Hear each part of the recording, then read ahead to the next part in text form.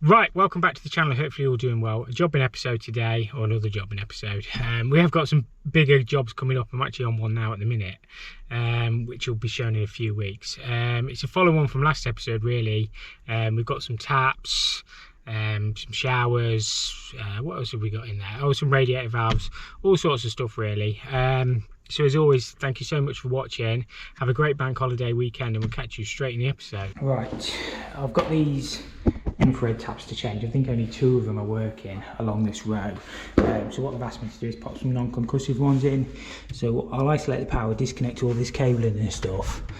I don't know if I'm probably going to have to come off this 10mm, but it's like 10mm thread across from that point. I don't know if these isolators work here.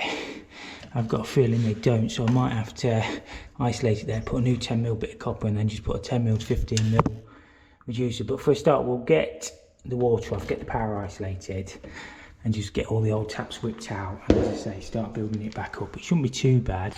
Just whip that off and get the fuse out. I'll disconnect the cable.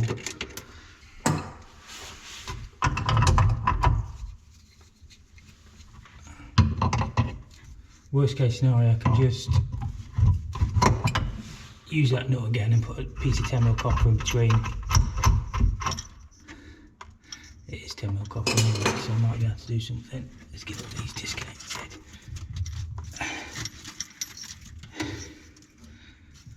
And let's get the tap removed.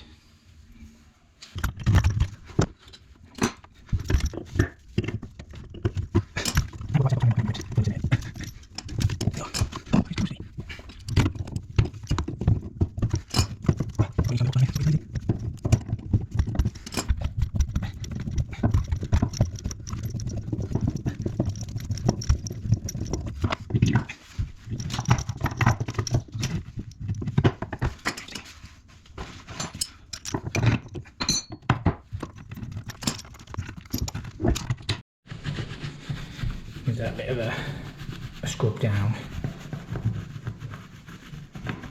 With these non-concussives, you get one hot and one cold, but you get the indices. On these inter ones, you have to whip the cartridge out, change it. We're just mixed out now, so we want them all on the hot side, if that makes sense. So this one's fine, but the next one we just have to whip across and put the rubber one underneath the tap like that, and then the foam one will go underneath. One there like that.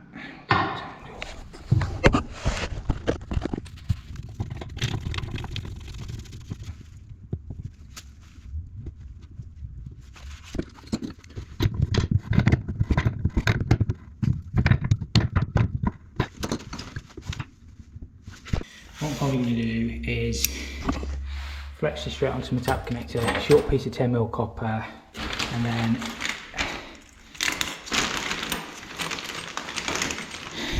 (10mm to 15mm reducer onto my copper, and then onto my elbow, and then into my flexi. That means I need some 15mm piping just to go onto there. They only have the flexis with the isolators on the 300mm.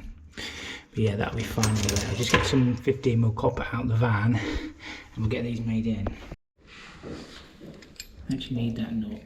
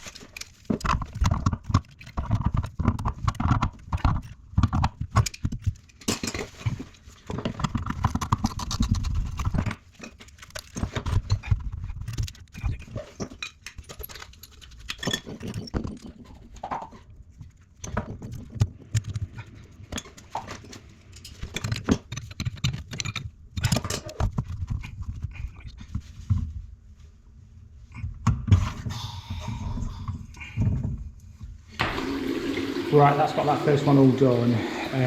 What I'm going to do is go along and do the rest. I know it's not my greatest piece of plumbing. There's all speed fit and everything already been used, and them isolators look like they're going to cause me problems. So that's how I'm doing them. At least now they've got some working taps, and these hopefully will last a bit longer than these infrared ones. I know I've disconnected the electrics, but when I came last time I think only one was working, one or two. So yeah, we'll just work all the way along and yeah, get it sorted. This one's been Wagoed in at some point. I think one of them, look at that Wago, look, it's full of water. So yeah, that's probably why they're not working. I think what they've done is they've changed the taps but not the boxes, and then the cables haven't reached. So they've just sort of cut and shut them, which is not ideal. Got some Wagos though, but you can never be without Wagos. So yeah, clearly it's ours. These taps have had some issues. That's why they're just fed up with them. They just keep breaking. It's had a new PCB in that. I don't know, but I hate it when people leave all the rubbish. See, there's another one there, look. It's just crap everywhere. So this one comes with a cold, so they do send you a hot bit to put in the bottom. So we just flick it across. I'm assuming that's how it. I don't actually know. Yes, we're alright, we always are.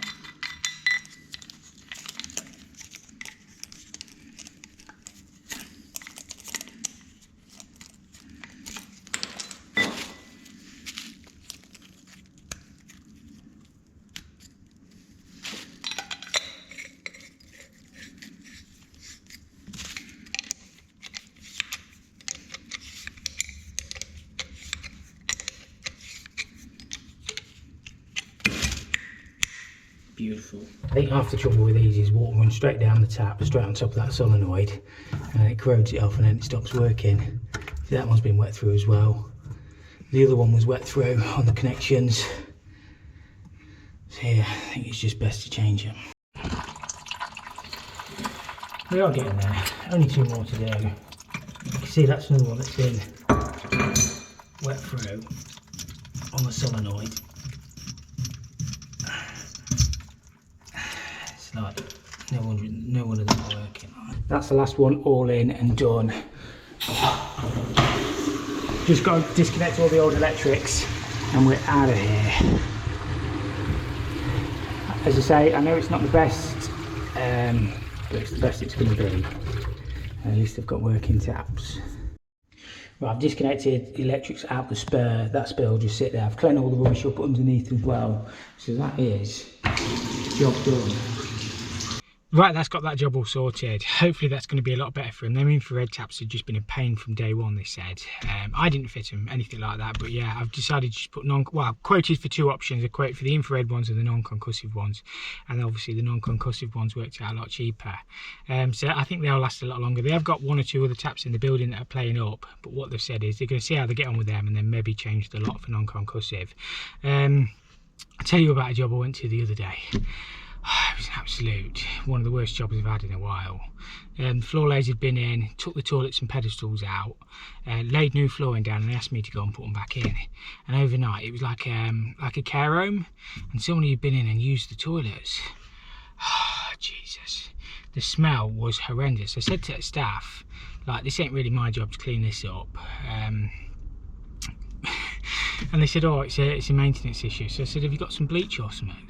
No, they ain't got no bleach, not allowed to keep bleach. So yeah, disgusting. I wasn't happy. Not many jobs I shy away from, but I did do it. But I don't really think that was my job to clean that mess up. Not really a plumber's job. I know we deal with that sort of stuff, but when somebody's, you know, defecated basically in a toilet that you're going to be fitting back, and there's no water in it, and there was piss all on the floor. I shouldn't swear, but yeah, it was horrible. So yeah, I'm not sure where I'm going next actually. I've got quite a few bits to work my way through. There's my ticket pile, so I'll work out where I'm going next and we'll go get some more work done, and I'll stop blathering on. We'll see how well this multi-solve works.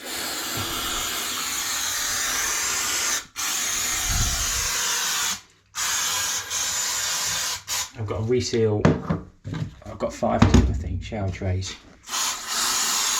Worst bit of these jobs, cleaning the old silicone off. Don't know what I'm going to do with the corners because it's pink. I'll see if that'll scrub off. Probably using too much there, but let that go off for 10 minutes. So I'll go around and squirt a couple of them. And then we'll come back in 10 minutes and see if it'll scrape off. The actual panel's delaminating on some of these. It's had edging trim put around, but I've been asked to take it off. I mean, that bit wasn't even stuck on, that edging trim. That one stuck on a bit better. But I'll see what I can do with it anyway.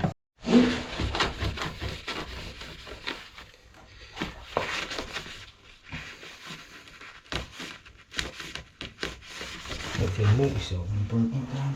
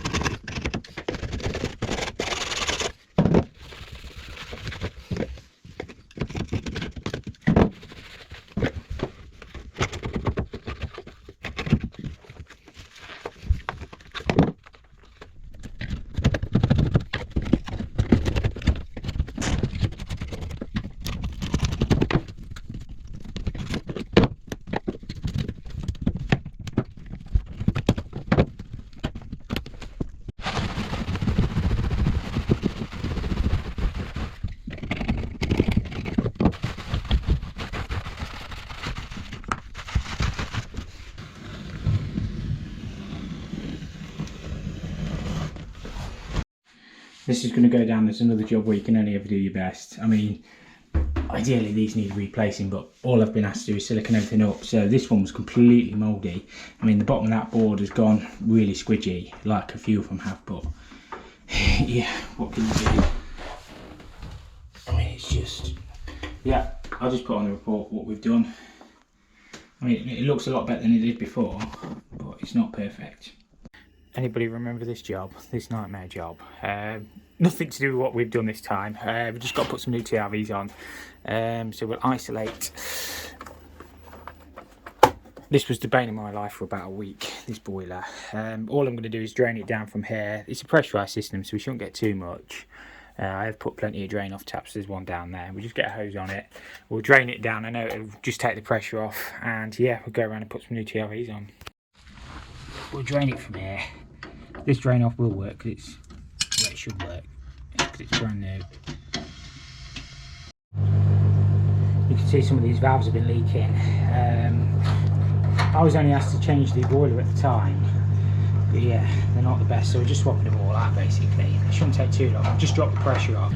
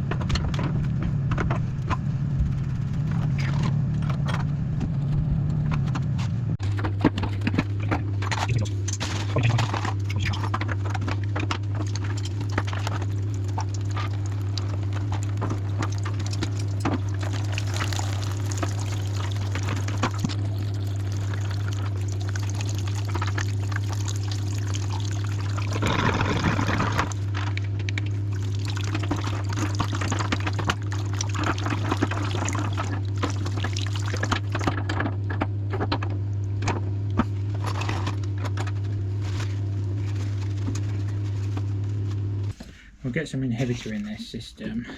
I just had it in through the filter. I don't know if I can even do it today.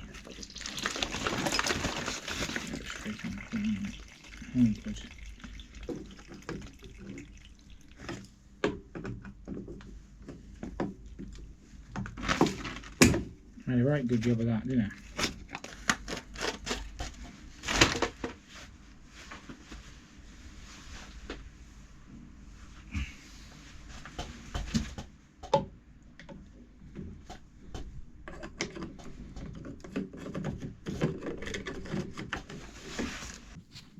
These two valves here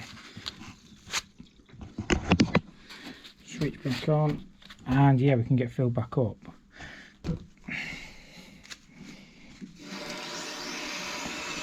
Pressure gauge is actually down there, but I'll just put a little bit in it. I'll whip around, make sure we've got no big problems.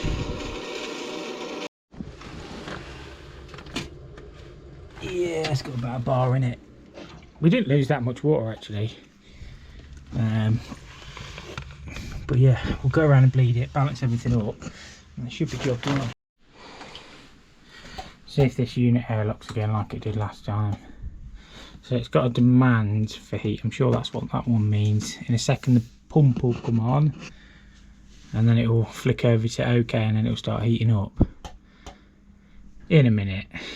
I might have to boost it. So heating valves opened, pumps come on, got the pump symbol, so this should go OK, but this thing airlocks.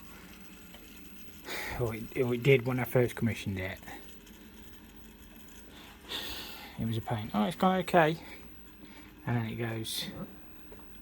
Well, yeah, I think that's actually heating up now. I can't remember what that one bit did, but yeah, it might be alright. Right, I've changed up to this job. Customer has run out of oil, so what we need to do is we need to get it pulled through. I've got the sucker in the van if I need it, which I can attach on the flexible oil line. But it might just go. So what I'll do is I'll give the heating a demand. Heating or hot water, it doesn't really matter. That'll just help me pull it through, because what I'll do well, it'll be on lockout. So boiler's on lockout. You have got to be a little bit careful doing this, because obviously we've got like probably 10 bar pressure behind. It'll probably go to lockout a few times just while we're pulling it through. So in a second the boiler will try and fire, and this will cough a little bit of air out. Obviously you can see that. It's not very far to the tank on this one, so it might go. It'll probably take a couple of times. Obviously this is our bleed point for our oil. That's pump pressure screw. If you touch that, you'll have to set it back up with a pump pressure gauge and an analyzer. It might go this time. It might not, but it might do. But say if I'm struggling, I can get my sucker on this line here and pull it through, but probably won't need it. So the boiler's lit now. Boiler's lit, so we'll just leave that running. It might go to lockout. It might try and cough and splutter a little bit. You should really have gloves on, but it is as easy as that. So I'm just going to leave that running a little bit, and hopefully it should be alright. So you might hear it cough in a second, just as you've got like air in the line. You've got air, oil, but the boiler will probably be happy enough. So I don't know if you can hear it, but the boiler's like, well, it's gone to lockout now. It's just because we've got a little bit of air in the oil line, that's all it is. Boiler's lit again, so we'll just leave that running. It'll probably be okay this time. Right, I'm happy with this boiler. It's been running 5 or 10 minutes or so. Obviously I'll keep my eye on it while I'm packing up, but normally once they've been running, you're not going to get any more air in the line. So I'll just put the case back on, and that's got easy one sorted. I don't know who fitted this lot, some rough cowboy I would say. No, I fitted that. Still looks alright, doesn't it? It was a while ago now. Hot water is getting up to temperature, so yeah, I think it's all alright. Did it as neat as I could. The lagging's gone a bit funny, but it still looks alright, doesn't it? Just make sure all the controls are working on it and all the stats are working. Should do. So I've just put hot water on, it's fired back up. Heating's not on at the minute, so we'll just run through it. So if we turn, I've just boosted the hot water, so if we unboost that, boiler will go off. Which the valve shutting, and I just want to check the stats. So we'll just boost the heat in, and I'll go and turn the room stat down. Right, hopefully you enjoyed that episode. Have a great bank holiday weekend. We are going to be moving away from the jobbing stuff for a little bit now, just because I've been on a couple of bathrooms and I want to sort of show you them. hopefully something to look forward to anyway. I know I've been enjoying jobbing, but sometimes it's nice to be on a slightly bigger job. I don't know how you guys feel. I mean, jobbing can be easy, but it can also be a pain as well. But yeah, I shan't waffle on too long. Have a great bank holiday weekend, and we'll catch you all next week. I don't know if there'll be a video on Monday. It depends how much time I get. I'm going to go away over the weekend, so I normally edit my videos on a Saturday, but we'll see how we get on. If I get a video out for Monday, it's a bonus. If not, it'll be next Friday. So yeah, thank you for watching. Catch you all next week.